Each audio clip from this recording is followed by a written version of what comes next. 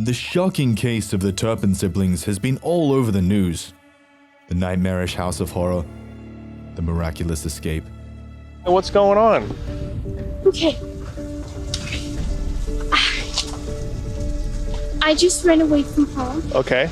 The newly found freedom, the new cycle of abuse in foster care. A foster family in Paris has been accused of abusing several foster children, including some of the Turpin siblings. The fresh details surfacing about their strict Christian parents. And eventually, they did dabble into witchcraft. It all came to light in 2018 when Jordan Turpin, one of the 13 Turpin children, worked up the courage to escape and call 911. This is 911. Do you have an emergency? I just ran away from home. But how and where did the cycle of abuse start? Louise Robinette's life was akin to a bad dream. Wayne Robinette, the head of the family, was a preacher at a local church, and his income was scarce. So to get by, Louise's mother, Phyllis Robinette, turned to her father, the very father who was molesting her from an early age.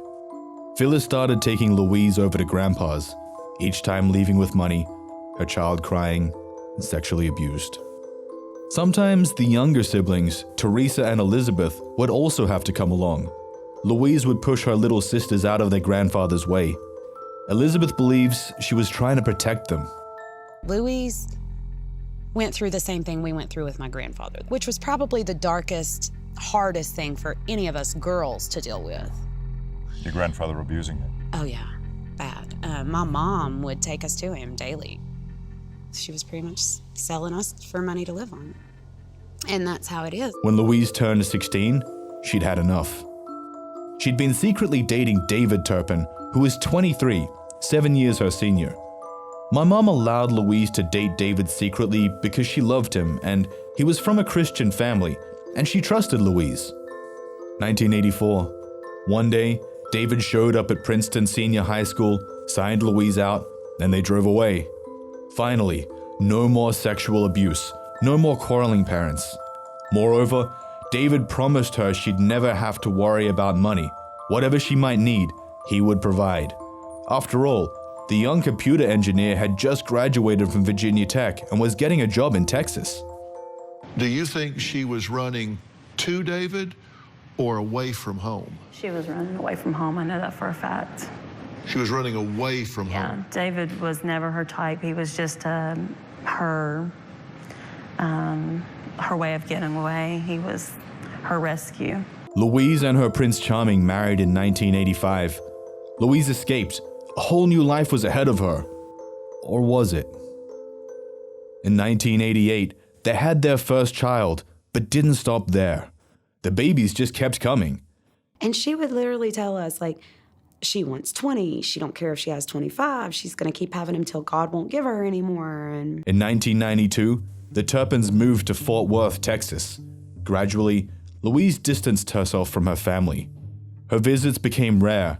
She and David were Pentecostal Christians with a very strict upbringing, but with their relatives living in another state, the Turpins began experimenting. I do know that she started getting into checking out other religions. They read up on witch doctors and stuff like that. I remember her looking into Mormon, ISM, Catholics, and Mennonite. Elizabeth came to stay with the Turpins for the summer of 1994. By that time, Louise had already given birth to 4 children. Very soon, Elizabeth discovered that there was more to her sister's antics than a simple search for a fitting belief. Elizabeth wasn't allowed to make telephone calls from their house or invite anybody over. It was only rarely that she saw the children. Most of the time, they were secluded in their rooms. It was almost like Louise and David didn't want her talking to her nieces and nephews. When it was time to eat, a strange routine was performed. The eldest child, Jennifer, would approach the table and sit down only when permitted. Then the girl would make eye contact with her mom and get an approving little smile from her. Only then would she start eating. Jennifer actually had it the hardest. Not the slightest misstep would be forgiven to her. An ordinary question could result in severe beating. Sometimes, she was even made to discipline the younger siblings. At school, the kids made fun of Jennifer because she was this thin, silent weirdo who smelled bad. On the flip side, David had a well-paid job, and the family appeared to be living a good life. You know, because we always saw pictures of them going to Disneyland or going to Las Vegas. I promise. To love you tender. And we're like, well, you kind of have to have money to keep going to Las Vegas. Despite this, in 1999, the Turpins lost their house in foreclosure and had to move out. As it turned out, Prince Charming failed to live up to his promises, and the family went bankrupt. When the new tenants moved in after the Turpins, they discovered that the place was in alarming squalor. Something was very seriously off. Those were no conditions to live in, not for a baby, not for an adult. Dirt was everywhere, the carpets were stained with feces, the doors were heavily scratched by animals, the new tenants believed. However, the reality was way more sinister. In 2000, the Turpin family moved to Rio Vista, Texas. Jennifer and the other kids were barred from going to school.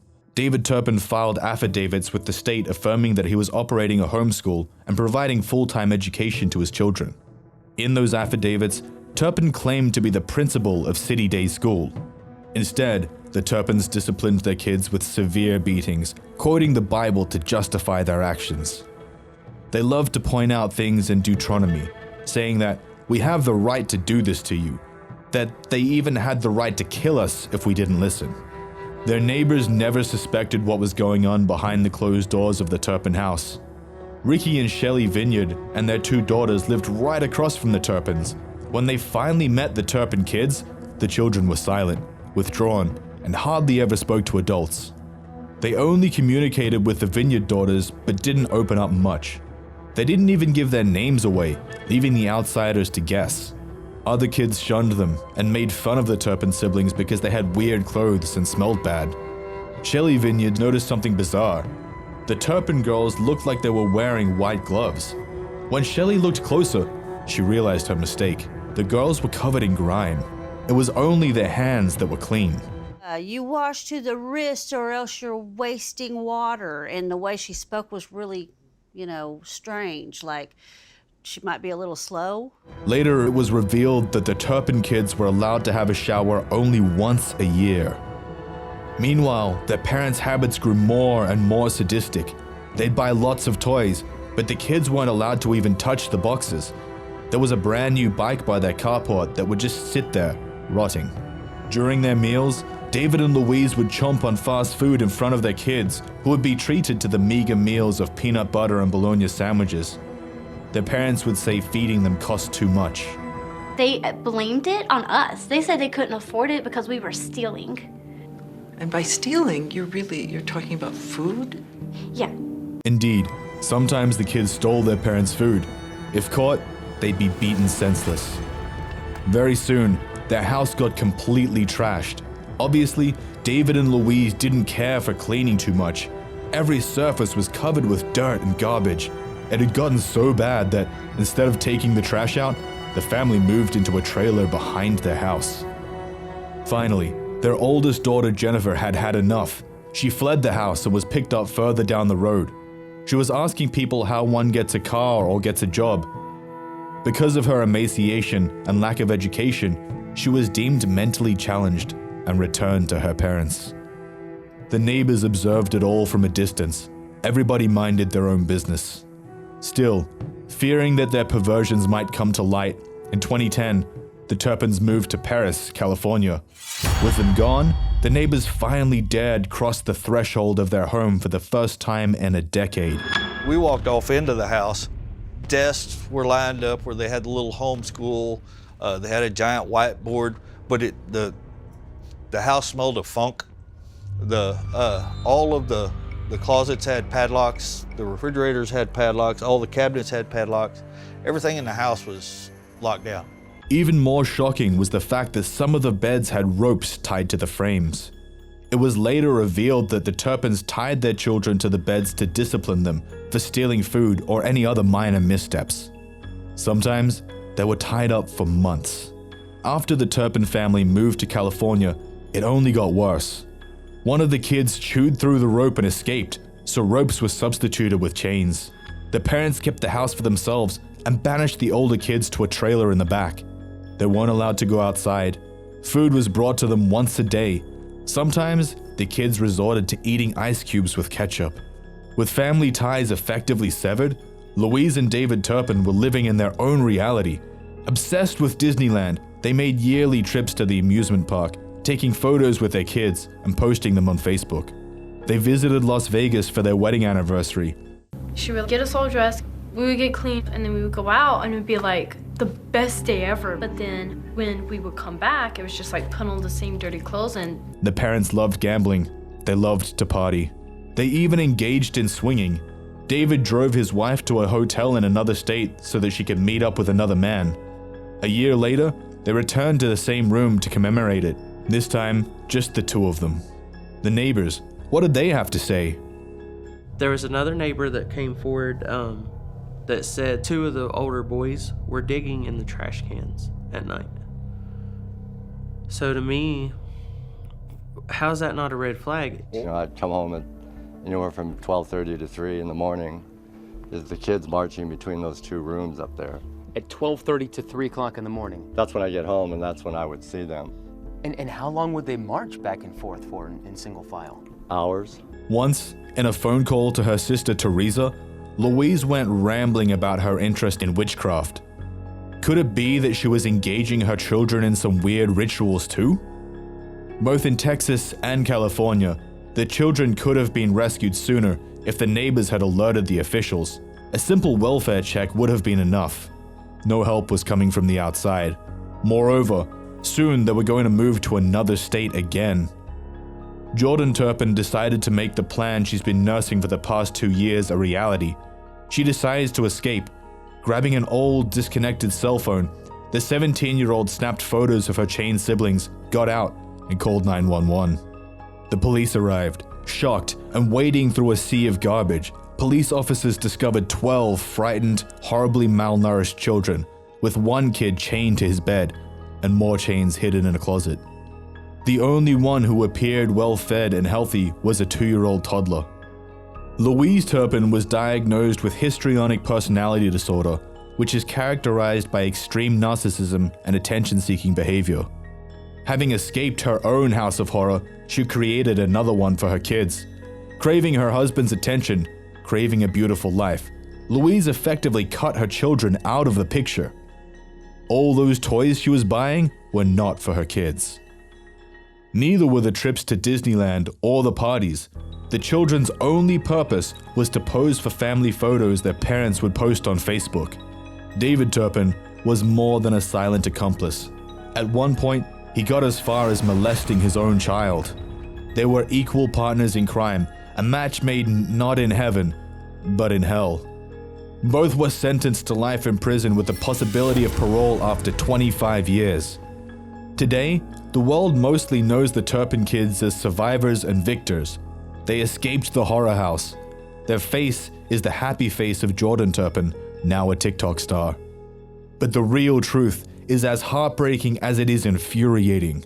When the children were rescued from their monstrous parents, they spent 2 months in the Corona Regional Medical Center recovering. The staff loved the kids and treated them as their own children. The kids painted, they danced, they rejoiced, they were free. It went downhill fast. The 6 youngest kids were sent to 2 different foster families, and the adult children were moved to an assisted living facility located in a crime-ridden area. In July 2021, the older Turpin siblings were released from foster care without warning. All 7 of our clients are living more or less on their own. 5 are living in apartments Together. Close to each other, and they get together all the time to see each other. How many are going to college? Right now, 5 are going to college. The reality was far from that, and far more grim. The older Turpins were left to fend for themselves, shoved into the tumultuous world without any decent preparation or proper life skills. They didn't have the means to get food or a place to stay. Some of them resorted to couch surfing and eating at churches. One of my brothers and me are the ones that don't really have a place to really stay, which is being passed around. And all of this despite a whopping sum of $600,000 donated by generous strangers. The money went to an official trust overseen by the court. It's unknown what the money was used for, The information was never released to the public. One thing is clear, the Turpins never saw that money. This is what 29-year-old Joshua Turpin had to say. Well, when I tried to have access, I have difficulty. When I requested for a mode of transportation, I called the public guardian office, and she refused to let me, request for a bike. The Riverside public guardian, Vanessa Espinoza, the very person responsible for managing the siblings' healthcare, housing, nutrition, and education, couldn't care less. Whenever Joshua was asking her for guidance, she routinely replied with, "Google it." But the 6 youngest kids had it even worse. 2 of the Turpin girls were severely abused by their foster parents. Marcelino Camacho Olgan and his wife Rosa Armida Olgan and their daughter Lenis Giovanna Olgan were arrested and charged with a dozen offenses, including child cruelty, false imprisonment, and witness intimidation. The amount of abuse the Turpin kids suffered from the hands of the Olgans is staggering. They were dragged by the hair, with whole strands pulled out. They were forced to fight each other. They were locked up and imprisoned in their rooms. One Turpin boy was singled out and suffered even more abuse, as he was cussed at, separated from his sisters, and had his media devices destroyed. At one point, Lenise Olgan scratched the top of a Turpin girl's hand, and when the kid was holding a metal coin, Lenis grabbed her hand and pulled it close to an electrical outlet. "You want to get shocked?" she said. Marcelino Olgan, the most heinous of the 3, he was charged with 7 counts of committing a lewd and lascivious act upon a child and 6 of torture. Currently, he's facing a life sentence. How could the system fail the Turpin kids so miserably? How did society betray them so badly? How could it all be happening right before their neighbors' noses and not get reported? The Turpin kids are strong. They will survive, but they also need as much help as they can get. And it's everyone's responsibility, as well as the responsibility not to turn a blind eye to other people's problems. You too can be living next to a house of horror. It might be up to you to make a change.